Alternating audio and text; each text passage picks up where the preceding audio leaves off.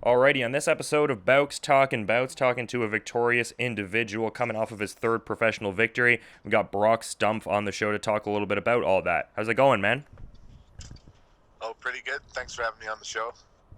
Yeah, I mean it's great to have you on, and quite a calendar year here with the 3-0 record leaving 2019. What are your thoughts on what you've been able to do this calendar year? Great start. Everything's kind of coming together. I don't know. I'm happy that I'm not getting too reckless. Defense is good. Some early stoppages, which is nice, and yeah, like not getting touched up really at all. So pretty good. Yeah, and that last performance there, just on the heels of getting that victory over Fabian Salcido, and also at CAA Center in Brampton. Bit of a different experience. I mean, still the early finish, but this one finally getting outside the first round there for you. So, what were your thoughts on the last fight there? Um, yeah, last fight went really good. I was just touching jabs. The first overhand right I threw kind of dropped into one knee, so then I think I got a little greedy, and that's why I wasn't able to finish it, just because got a little greedy, wild, excited. Had I would have been a little more controlled and set it up, I think I could have put a meaner finish on. But he was tough, was coming forward, and it's kind of like a wounded animal kind of thing. Some will cower, and then some will go on the attack, and that's what he did. To be honest, I'm happy because it made a better fight.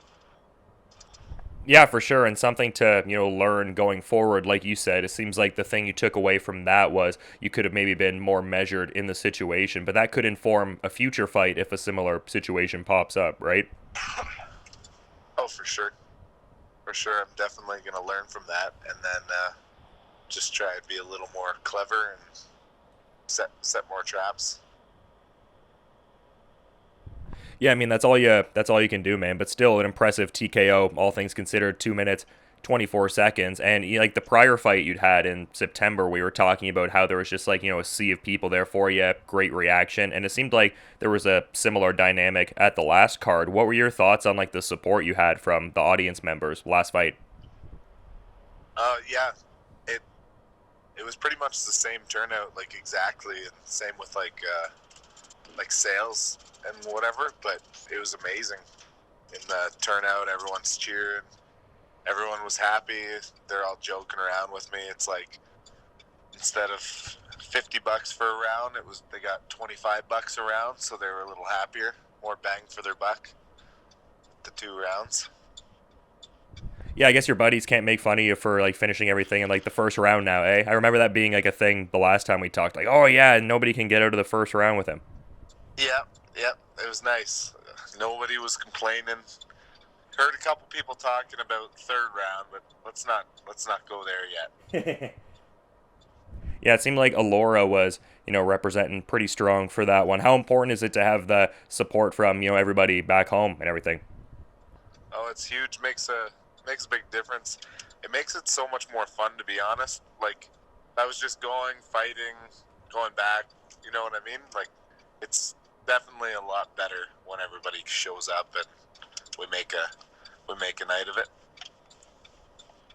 Yeah, for sure. Good to have fun and everything like that, and have the people out supporting you. But I remember last time we talked too, you were saying your goal for 2020, you were hoping to be sort of 6-0 by the end of the year. So is the ideal sort of way that things go down? Like, would you like to get your next few fights under the United Boxing banner and then get those 6 knockouts that you were talking about? Oh, for sure.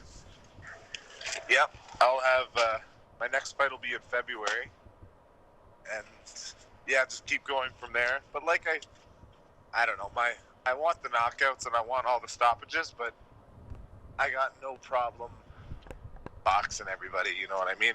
If I meet the right guy, the tough guy, and it's just smarter to do it that way. I don't want to jeopardize anything just because my ego says I want to knock everyone out. Which, to be honest, it kind of does. I don't think. I think it's going to take someone really tough to go the rounds with me. Well, that's just the thing. It's like as much as you're getting these finishes, you also seem like you're not forcing it. You have a lot of composure, and it seems like you have a really good fight IQ to go along with the power you have. Oh yeah, yeah. Like in my head, it's like I got this little checklist of what I want to do. I can I can move, I can angle, I can roll, and I like showing that, right? Because in amateur, I had a reputation, which I deserve the reputation as just a brawler, but uh, I kind of enjoy showing people that I can box and I can move and I can still bang. You know what I mean? Yeah, you were saying that reputation in the amateur run kind of made it difficult for you to get certain sparring partners, but I think in your last few outings you've been able to show the fight IQ to go along with like the power and whatnot. Like you have the brawler dynamic in as far as getting the finish, but you're not rushing it or seeking it out overly. Oh, for sure. And that's what's exciting because it's turning into like a boxer puncher. Yeah, absolutely, definitely something you got to do on that end for sure, man. But you've been good with your time. Is there anything you'd like to sort of add as a parting thought as we're kind of wrapping things up here, though?